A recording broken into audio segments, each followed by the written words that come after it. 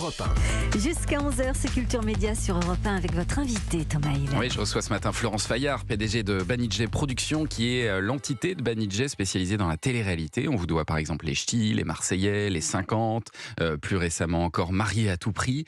Et c'est vrai ce que je disais tout à l'heure, il y a un regard qui est parfois un peu condescendant sur ce type de programme. Nous-mêmes, on en rigole ici parfois parce qu'on sent que les participants, bon, ils ont passé plus de temps à la salle de gym qu'à la librairie. Mais ce qu'on dit jamais, c'est que ça fait partie des programmes les plus compliqués à produire. C'est pas simple du tout de réussir une bonne télé-réalité. Non, c'est pas simple du tout. Il n'y a pas de recette magique. Ouais. Chaque télé-réalité obéit un peu à ses propres problématiques et à ses propres solutions. Donc effectivement, à chaque fois, il faut se réinventer. Et puis la difficulté aussi, c'est de ne pas lasser, parce que c'est des émissions qui, et on a de la chance, reviennent chaque année, mais du coup, qu'il faut sans cesse renouveler, donc c'est pas si simple. Et qu'est-ce qui est le plus compliqué quand on produit ce genre de programme ? Alors pour moi, ce qui est le plus compliqué, mais parce que c'est le plus important, c'est le casting. Ouais. C'est vraiment des programmes en général qui tiennent sur le casting. Il y a deux typologies de programmes, celles qui tiennent sur la mécanique. Donc là, il faut être créatif. Quelque part, ça ne dépend que de nous. Le casting, c'est pas une science exacte. Donc on rencontre des gens, on a un coup de cœur pour les gens, on essaye de former des groupes qui vont avoir des choses à se dire.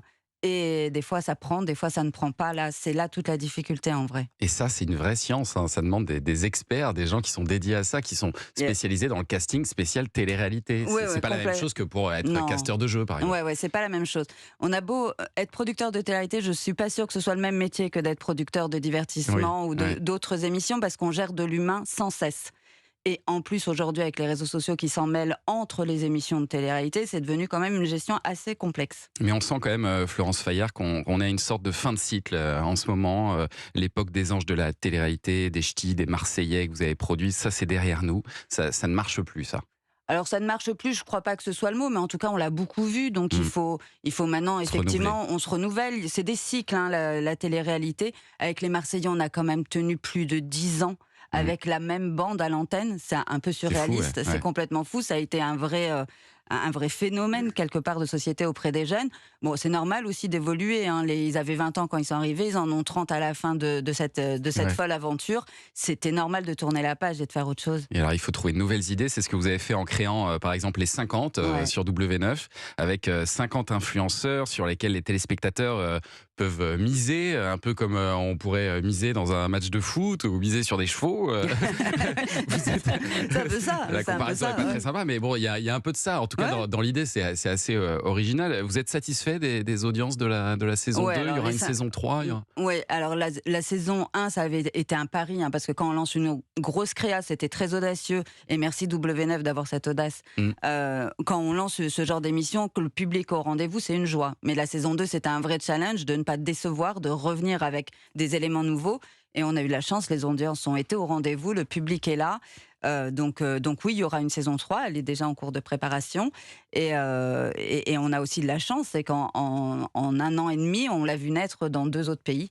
Donc, vous le vendez à l'étranger maintenant ? On le vend à l'étranger. Il y a une version aux États-Unis sur la chaîne Telemundo, qui a été également diffusée au Mexique. Et là, depuis hier, c'est officiel, il y a une saison allemande qui arrive sur Prime Video Allemagne. Très bien. Et puis alors, votre enjeu du moment, c'est le retour de l'île de la Tentation. Là aussi sur W9. Alors pour l'instant, les audiences, qu'est-ce que ça donne, Julien Pichenet ? Ça décolle pas totalement. Hein. Eh bien, sur les 3 dernières semaines, on est aux alentours de 450 000, 513 000 pour la meilleure. C'était hier, hein, 513 000, 2,5% du public. On est aux alentours de 2,3, 2,5% de part de marché. Je ne sais pas si ce sont des bons chiffres pour vous, ce sont des bons chiffres. C'est des bons chiffres. Ce sont des très bons chiffres. Avec cette émission, cette saison, on a doublé la case sur les 11-25.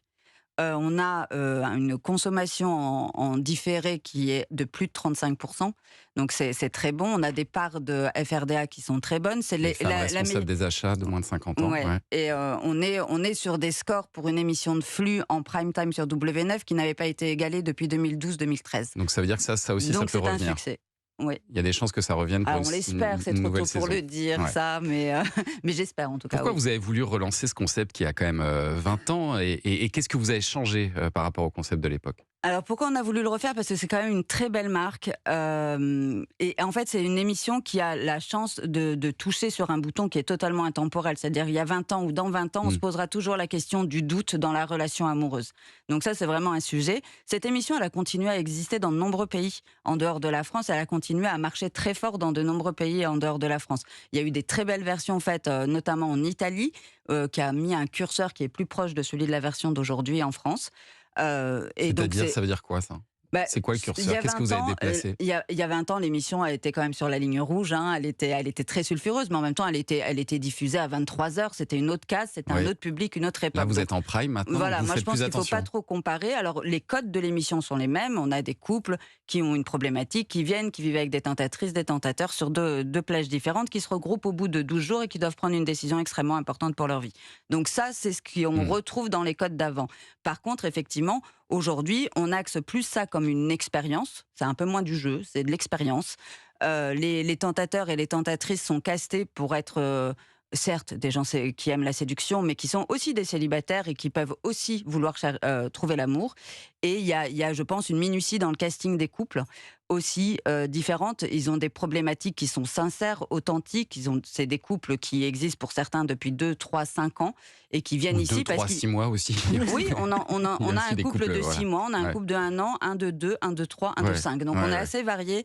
Et pour le coup, voilà, ils sont un peu en zone de blocage dans leur vie. Donc quand ils arrivent, ils cherchent des réponses. Effectivement, Lille a sa manière de leur donner des réponses. Et vous avez l'impression que tout le monde peut se retrouver dans ces couples-là? Parce que moi, j'ai l'impression, en les regardant, que justement, ils sont assez télé-réalité, justement, assez caricaturaux, pour dire les choses. Alors honnêtement, je pense qu'on peut se retrouver dans chacun d'entre eux. Vraiment, parce que, justement, qui ne s'est pas posé la question un jour de est-ce que dans mon couple, j'aime autant que lui? Est-ce que je suis sûre de son amour? Est-ce que je suis sûre de sa fidélité? En fait, c'est tellement des sujets universels qu'on peut vraiment se retrouver dedans. Et alors, vous produisez aussi Les Apprentis Aventuriers, qui est une sorte de Koh-Lanta au quotidien. L'avantage, c'est que la société qui produit Koh-Lanta fait partie du même groupe que vous, Banijay. Donc, ça pose pas de problème. J'imagine que les deux programmes se ressemblent comme ça un petit peu? Alors, on est loin de Koh-Lanta, malgré tout. On est très, très loin de Koh-Lanta. Nous, c'est vraiment un peu le jeu de survie pour les nuls. On va pas se mentir. Donc, on n'a pas du tout le curseur aventure et pas du tout au même niveau. En plus de ça, nous, c'est des binômes. C'est des binômes qui ont un lien sentimental ou affectif entre eux. Donc, on est quand même vraiment pas comparable à Koh-Lanta, même si évidemment, comme c'est un jeu d'aventure, on peut dire que c'est le petit Koh-Lanta. Mais vraiment, on en est loin. On en est loin. Bon, restez avec nous, Florence Fayard, pour commenter l'actu des médias dans un instant. Oui, dans un instant, le journal des médias de Julien Pichenet, J-3 avant les Césars. Vous entendrez d'ailleurs un Jeanne Herry qui a réalisé un film dont quasiment toutes les actrices principales sont nommées. Alors à tout de suite sur Europe 1.